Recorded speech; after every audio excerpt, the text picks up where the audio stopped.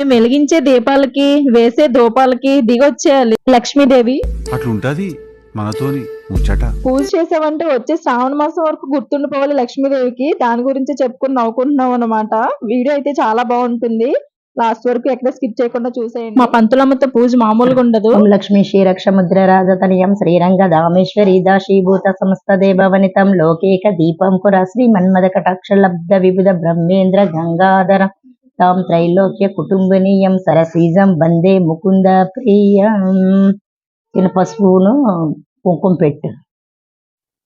అసలు పంతులు గారు లేని లోటే తెలియదు మాకు. అత్తయ్య అంత బాగా చదువుతారు మంత్రాలు. మేము అలా చూస్తూ ఉండడం తప్ప చదివేది ఏం లేదు. పొరపాటున బుక్ తీసుకుని మంత్రాలు చదువుదాం అనుకున్న లక్ష్మీదేవికి ఉక్కిరి బిక్కిరి అయిపోతారు. ఎటెళ్లాలో తెలియక ఎందుకు లేదు శ్రావణ శుక్రవారం పూట అమ్మవారిని అటు ఇటు పంపించడం అని అత్తయ్యకే ఇచ్చేసాము ఆ చాయిస్. ఎప్పుడు అత్తయ్య మంత్రాలు చదివి పూజ చేయిస్తారు మాతో. పూజ స్టార్ట్ అయింది, చూసేయండి. శుద్ధలక్ష్మి మోక్షలక్ష్మి గజలక్ష్మి సరస్వతి ఓం లక్ష్మీ నారాయణాయ నమః. ఓం లక్ష్మీ నారాయణాయ.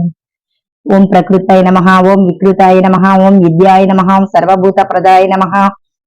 ఓం సర్వభూత హిత ప్రదాయ నమః. ఓం శ్రద్ధాయ నమః. ఓం విబుధాయ నమః. ఓం సురభాయ నమః. ఓం పరమాత్మకాయ నమః. ఓం వాచ్యాయ నమః. ఓం పరమాత్మకాయ నమః. ఓం పద్మలాయ నమః. ఓం పద్మాయ నమః. ఓం సుజాయ నమః. ఓం స్వహాయ నమః. ఓం సుదాయ నమః. ఓం సుదాయ నమః. ఓం యదన్యాయ నమః. ఓం హిరణ్యాయ నమః. ఓం లక్ష్మాయ నమః. ఓం నిత్యపుష్టాయ నమః. ఓం విభవరాయ నమః. ఓం ఆదిత్యాయ నమః. ఓం దీతాయ నమః. ఓం దీపాయ నమః. ఓం రమాయ నమః. ఓం వసుధరాయ నమః. ఓం వసుంధరాయ నమః. ఓం కమలాయ నమః. ఓం కాంతాయ నమః. ఓం కామాక్షాయ నమః. ఓం క్రోధ సంభవాయ నమః. ఓం అనుగ్రహ ప్రదాయ నమః. ఓం బుద్ధాయ నమః.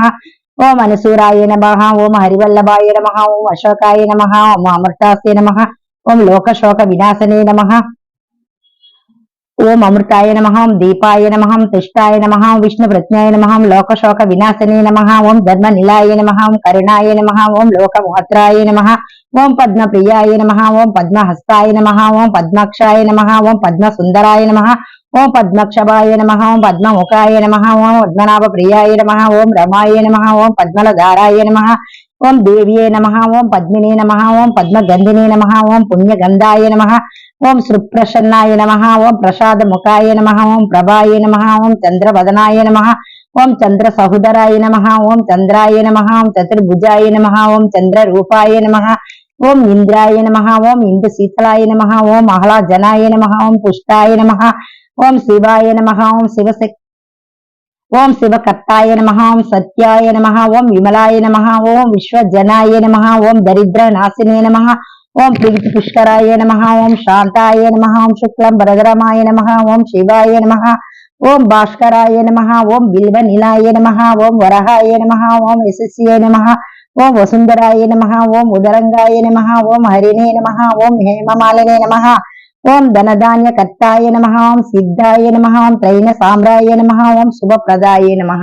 ఓం మహాలక్ష్మి మహాగౌరి మహాసరస్వతి అమ్మ జగన్మాత. ఓం ఆది పరాశక్తి.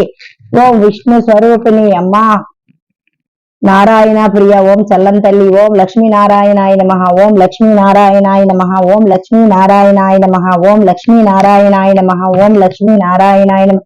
ఉప్పు లక్ష్మీదేవిని దండం పెట్టకూడదట. భర్తను గాని పిలవకపోతేట ఆవిడ చాలా కోపం అంట. అదే లక్ష్మీ నారాయణ అనే దండం పెట్టాలంట. అంటే ఉప్పు లక్ష్మీదేవికి దండం పెట్టితే వచ్చేదట ఆవిడ. భర్త భార్య లక్ష్మీ నారాయణ అనే దండం పెట్టాలట. మనం ఎప్పుడు లక్ష్మీనారాయణ లక్ష్మీనారాయణ లక్ష్మీనారాయణ అనాలట. అంటే ఆవిడకి ఎంతో సంతోషం. అతని భర్త ఆవిడ భర్తను పిలుస్తామని ఆవిడకి చాలా ఇష్టం అంట. అది మ్యాటర్. నెక్స్ట్ టైం నుంచి మీరు కూడా లక్ష్మీ నారాయణ అనే పిలవండి. ఇప్పుడున్న మనకు తెలియదు కాబట్టి చెప్పు.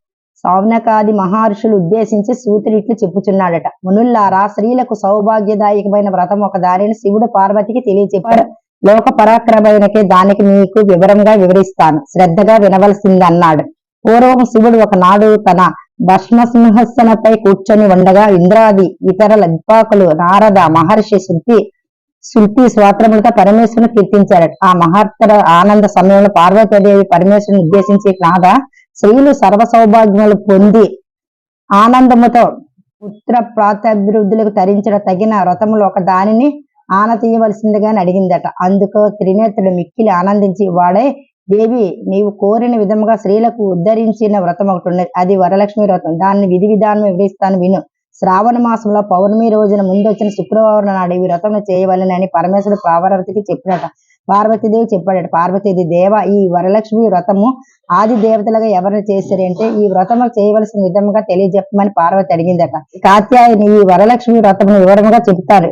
భక్తి శ్రద్ధలతో విను. పూర్వకాలమున మగధములో అనబడే పట్టణం ఒకటి ఉండేది. ఆ పట్టణముకు బంగారు కుడియమ్మలతో రమణీయముగా ఉండేది. ఆ పట్టణంలో చారుమతి అనబడే ఒక బ్రాహ్మణ స్త్రీ ఉండేది. ఆమె మిక్కుల గుణవతి, శ్రీగుణవపతి, వినయ విద్యార్థులు, భక్తి గౌరవులు గల యోగిరాలు. ప్రతిరోజు ప్రాతకాలం లేచి నిద్రలేచి భర్త పాదాలకు నమస్కరించుకొని ప్రాతకాల కృత్యములు పూర్తి చేసుకుని అత్తామామలు సేవించి విత్తముగా సంభాషించి జీవించింది. వరలక్ష్మి వ్రతాన్ని ఆదిదేవత అయిన వరలక్ష్మీదేవి ఒకనాడు రాత్రి సమయంలో చారుమతి కలలో సత్కరించిందట. ఓ చారుమతి, నీ యందు అనుగ్రహం కలిగింది. ఈ శ్రావణ పౌర్ణమి నాటికి ముందు వచ్చిన శుక్రవారం నాడు నన్ను పూజించము. నీవు కోరిన వరాలు కానుకలు ఇచ్చిదని చెప్పి అదృశ్యమైనట. చారుమతికి వరలక్ష్మీదేవి కళలో సత్కరించుడట. పావని, నా పూర్వజన్మ సుకృతం వల్లే నీ పాద దర్శనం నాకు కలిగింది అని పరిపరి విధాలుగా లక్ష్మీదేవిని స్తుతించింది. చారుమతి మేల్కొని అదంతా కలగా గుర్తించి తన కళను భర్తకు అత్తమావులకు తెలియజెప్పింది. వారు మిక్కిలి ఆనందించి వారి చారుమతి వరలక్ష్మి వ్రతం చేయవలసిందని చెప్పారట. ఊర్లో వనితలు చారుమతి కళను గురించి విన్నవారి పౌర్ణమి ముందు రాబోయి శ్రావణ శుక్రవారం రోజు ఎదురు చూస్తున్నారట. శ్రావణ శుక్రవారం రోజున చారుమతి గ్రామంలో స్త్రీలను ఉదయాన్నే లేచి తలస్నార స్నానం చేసి పట్టు వస్త్రాలు ధరించి అందరూ చారుమతి గృహానికి చేరుకున్నారట. ఆమె గృహంలో మండపం ఏర్పరిచి ఆ మండపంపై బియ్యం పోసి భోజనాలు నివేదించారు. 9 పోగులు ద్వారము చేతికి కట్టుకున్నారట. ప్రదక్షిణ నమస్కారాలు చేశారట. మొదటి ప్రదక్షిణ చేయగానే కాళ్ళకు అందులో గల్లు గల్లు మనం రోగి. రెండవ ప్రదక్షిణ చేయగానే హస్తములకు నవరత్నాలు మెరియాయంట. మూడవ ప్రదక్షిణ చేయగా అందరు సర్వభరణ భూషణాలు. చారుమతి యొక్క వరలక్ష్మి వ్రతం ఫలితం ఇంత స్త్రీలకు ఇల్లు, ధనము, కనక, వాహనములు నిండిపోయి ఆయా స్త్రీలకు ఇల్లు నుండి మార్గ మధ్యములను చారుమతి మిక్కిలి పొగుడితో ఆమెకు వరలక్ష్మి కళలో సత్కరించి అనుగ్రహించగా ఆమె వరలక్ష్మి వ్రతంలో తామందరమే మహా భాగ్యవంతులమే చేసింది పొడిగిరట. వారందరూ ప్రతి సంవత్సరం వరలక్ష్మి వ్రతం చేసి సర్వ సౌభాగ్యాలతో సిరి సంపదలు కలిగి సుఖజీవనం గడిపే అనంతరము ముక్తిని పొందారట వివరించుచున్నారు. సూత మహర్షులు ఈ కథను విన్నా ఈ వ్రతం చేసినప్పుడు చూసిన సకల సౌభాగ్యాలు, సిరి సంపదలు, ఆయురారోగ్యాలు సిద్ధించును. పూర్వకాలంలో చెప్పినట్టుగా శ్రావణ మాసంలో వచ్చే పౌర్ణమికి ముందు శుక్రవారం ఈ పూజ చేస్తే ఎక్కువ ఆ పూజ ఫలితం వస్తుందంట. చూసినా చేసినా కూడా. నమస్తే మహామాయే శ్రీపీఠేశ్వర పూజతే శంఖచక్ర గదాహస్తే మహాలక్ష్మి నమస్తుతే. నమస్తే గరుడారూఢే డోలాసుర భయంకరి సర్వపాప హరే దేవి మహాలక్ష్మి నమస్తుతే. సర్వపాప హరే దేవి మహాలక్ష్మి నమస్తుతే. సర్వజ్ఞే సర్వవర్దే సర్వదుష్టి భయంకరి సర్వదుఃఖ హరే దేవి మహాలక్ష్మి నమస్తుతే. సిద్ధి బుద్ధి ప్రదే దేవి భుక్తి బుద్ధి ప్రదాయనే మంత్రమూర్తి సదాదేవి మహాలక్ష్మి నమస్తుతే. ఆదిత్య రహితాదేవి ఆదిశక్తి మహేశ్వరి యోగిజ్ఞ యోగి శంభూతే మహాలక్ష్మి నమస్తుతే. సులసూక్ష్మ మహారౌద్రే మహాశక్తి మహోదరే మహాపాప హరే దేవి మహాలక్ష్మి నమస్తుతే. పద్మాస్తన సీతాదేవి పరబ్రహ్మ స్వరూపిణి పరమేశ్వరి జగన్నాథ్ మహాలక్ష్మి నమస్తుతే. శ్వేతాంబరాదేవి లాలాంకర భూషితే జగస్థితి జగన్నాథ్ మహాలక్ష్మి నమస్తుతే. మహాలక్ష్మి అష్టకం సూత్రం యం పటే భక్తి మన్నర సర్వసిద్ధి మహాప్రౌతి రాజ్యం అప్రౌతి సర్వదా ఏకకాలం పటే నిత్యం మహాపాప వినాశన త్రికాల్యం పటే నిత్యం ధనధాన్య సమన్యతమం త్రికాల్యం పటే నిత్యం మహాసత్ర వినాశన మహాలక్ష్మి భవే నిత్యం ప్రసన్న వరద శుభే.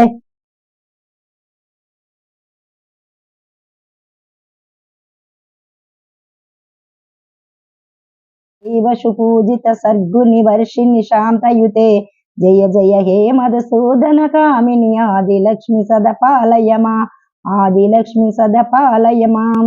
అలికలి కల్మిషనాశిని కామిని వైదిక రూపిణి వేదమయే క్షీరసముద్రవ మంగళ రూపిణి మంత్ర నివాసిని మంత్రనుతే మంగళదాయిని అంజుభవాహిని దేవగణాశ్రిత పాదయుతే జయ జయ హే మధుసూదన కామిని ధాన్యలక్ష్మి సదపాలయమా ధాన్యలక్ష్మి సదపాలయమా. జయవరవర్షిణి వైష్ణవి భార్గవి మంత్ర స్వరూపిణి మంత్రమయే సురగణ పూజిత శ్రీకలఫల ప్రద జ్ఞాన వికాసిని శాస్త్రతే భవభయహారిణి పాపైనోచని సాధు జనాశ్రిత పాదయుతే జయ జయ హే మధుసూదన కామిని ధైర్యలక్ష్మి సదపాలయమా ధైర్యలక్ష్మి సదపాలయమా. జయ జయ దుర్గితి నాశిని కామిని సర్వఫలాప్రద శాస్త్రమయే రజగద తురగద పద తదవద పరిజన మండిత లోకనుతే హర హర బ్రహ్మషు పూజిత సేవిత తాప నివారిణి పాదయుతే. మా పంతులమ్మ ఆ వరలక్ష్మీదేవి కథ చదువుతున్నంత సేపు నిజంగా నేను ఆ పూర్వకాలంలోకి వెళ్ళిపోయానా అనిపించింది. అంత వివరంగా చదువుతూ చెప్పారనమాట. నిజంగా చాలా బాగుంది. ఇలాంటి పూజలు చేసిన ప్రతిసారి అత్తయ్య మంత్రాలు చదువుతారు కాబట్టి నెక్స్ట్ టైం మీరే చదవాలని చెప్తారు. బట్ మేము చదువుదామని అనుకునే లేపు అత్తయ్య చదివేస్తారు. మా మీద ఎంత నమ్మకమో. సముద్రరాజ తనయం శ్రీరంగ దామేశ్వరి దాశ కొబ్బరికాయ కొట్టండి. శ్రీరంగ దామేశ్వరి దాశీభూత సమస్త దేవ వనితం లౌకిక దీపాంకుర శ్రీమన్మద కటాక్ష లబ్ధ వివిధ బ్రహ్మేంద్ర గంగాధర రామ్ త్రైలోక్య కుటుంబనీయం సరసీజం వందే ముకుంద ప్రియం. సముద్రరాజ తనయం శ్రీరంగ దామేశ్వరి దాశీభూత సమస్త దేవ వనితం లౌకిక దీపాంకుర శ్రీమన్మద కటాక్ష లబ్ధ వివిధ బ్రహ్మేంద్ర గంగాధరం తం త్రైలోక్య కుటుంబనీయం సరసి. ఈ పంతులు గారు పూజ చేస్తున్నప్పుడు మనతో మధ్యలో మాట్లాడుతూ అది చేయండి ఇది చేయండి ఎలా చెప్తారో అలాగే చెప్తున్నారు. మాకు నిజంగా అసలు ఆ ఫీలే లేదు. పంతులు గారు చేస్తున్నట్టు అనిపిస్తుంది. అతి మంత్రాలు చదువుతూ మాతో ఏదన్నా చెప్తూ ఉంటే పూజలు చేసిన ప్రతిసారి నెక్స్ట్ టైం కల్లా మంత్రాలు చదివేయాలని చాలా గట్టిగా అనిపిస్తది. ఆ మూమెంట్ లో తర్వాత మళ్ళీ అసలు ఆ బుక్ తీసి మంత్రాలు చదవండి నేర్చుకోండి అంటే అబ్బే అస్సలు చెయ్యము. అదే నవ్వుకుంటున్నాం అనమాట. మేము అక్కడ పూజ అయిపోయినా సరే అక్కడే ఉండి క్లోజప్ ప్యాడ్లు ఇస్తున్నాం. మేము ఇంక లేగండి చాలా అని చెప్పేసి హారతి ఇచ్చేసారనమాట. హారతి ఇచ్చిన తర్వాత మేము అత్తయ్య కాళ్ళకి దండం పెట్టుకున్నాము. మమ్మల్ని ఆశీర్వదించిన తర్వాత ఇంకా పూజ అయిపోయింది అనమాట కంప్లీట్ గా.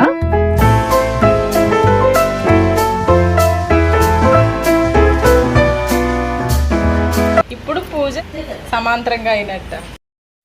మనం అమ్మవార్లకి పంచభక్ష పరవన్నాలు పెట్టినా సరే లాస్ట్ లో ఈ పొగ వెయ్యకపోతే అసలు పూజ అయినట్టే ఉండదు.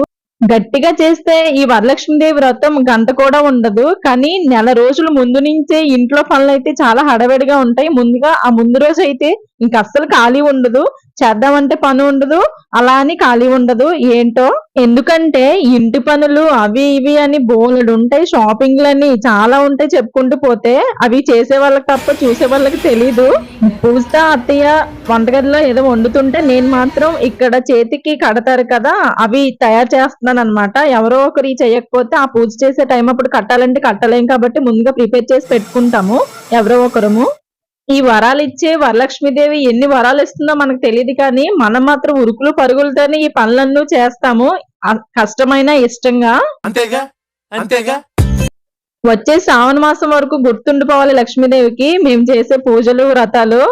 మనం ఎంత బాగా డెకరేషన్ చేసి ఎన్ని చేసినా సరే ఇలా పసుపు రాసి బియ్యం పిండితో ముగ్గు పెట్టందే అసలు ఆ పూజ స్టార్ట్ అవ్వదు, ఎండ్ అవ్వదు. ఎందుకంటే ఆ పసుపు రాయడం వల్ల ఆ కుంకుమ బొట్లు ఆ బియ్యం పిండితో ముగ్గు వేయడం వల్ల నిజంగా లుక్కే మారిపోద్ది. ఈ పూజ అంతా అయిన తర్వాత వెంటనే పొట్టలో ఏదో ఒకటి వేసేయకపోతే కళ్ళు తిరిగేస్తాయి మనకి. లక్ష్మీదేవి సంగతి ఏమో గాని అందుకే పులిహోర ముందే కలిపేసి పక్కన పెట్టేసుకున్నాము. ఎందుకంటే రోజు ఫాస్టింగ్ ఏదో ఉండం కాబట్టి ఆ రోజు చాలా లేట్ అయిపోద్ది పూజలు అయ్యేసరికి. అందుకే అలా చెప్పాను అనమాట. అంతకు మించి ఇంకేం కాదు, మీరు తప్పుగా అనుకోవద్దు. ఈ పులిహోర అంటే అసలు పూజల టైంలో భలే ఉంటుంది. ఎలా చేసినా సరే అదొక మంచి టేస్ట్ వచ్చేది అనమాట. ఎప్పుడు చేసినా కూడా అంతే. పూజలు అనేసరికి మన తెలుగు వాళ్ళు ఎక్కడున్నా సరే పూజలు అనేసరికి ఫస్ట్ ప్రయారిటీ అండ్ ఫస్ట్ చేసేది కూడా పులిహోరనే. వాళ్ళు ఎక్కడంటే ఉండి అమెరికా అయినా ఆస్ట్రేలియా అయినా అట్లుంటది మనతోని ముచ్చట. ఇప్పుడు ఎన్ని రకాల స్వీట్స్ వచ్చినా బూరెలు మించిన స్వీట్ అయితే లేదు నాకు తెలిసినంత వరకు. నేను ఫస్ట్ టైం బూరెలు వేస్తున్నాను అనమాట. అంటే ఎప్పుడు వెయ్యలేదు, ట్రై చేశాను. ఇప్పటి వరకు అత్తయ్య వేసి లాస్ట్ లో నేను వేస్తాను అంటే వేసాను అనమాట. పర్వాలేదు, కొంచెం బాగానే వచ్చాయి. ట్రై చేయొచ్చు నెక్స్ట్ టైం అని అనిపించింది. ఏముంది ఇలా తీసి అలా వేయడమే కదా అని అనుకోవచ్చు. అది వేసే వాళ్ళకే తెలుస్తుంది అది ఎంత బాగా వస్తుందో లేదా అనేది. ఇంక ఈ బూర్లు గారెలు పులిహోరలు పక్కన పెడితే అమ్మవారిని నేనైతే మనస్ఫూర్తిగా ఒకటే కోరుకున్నాను. బేసిక్ గా చెప్పకూడదు బట్ చెప్పేస్తున్నాను.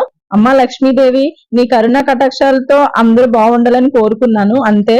లేని దాని గురించి పరిగెడుతూ ఉన్నదాన్ని వదులుకోకుండా మనకున్న దానిలో మనం హ్యాపీగా బ్రతకగలిగితే అదే చాలు.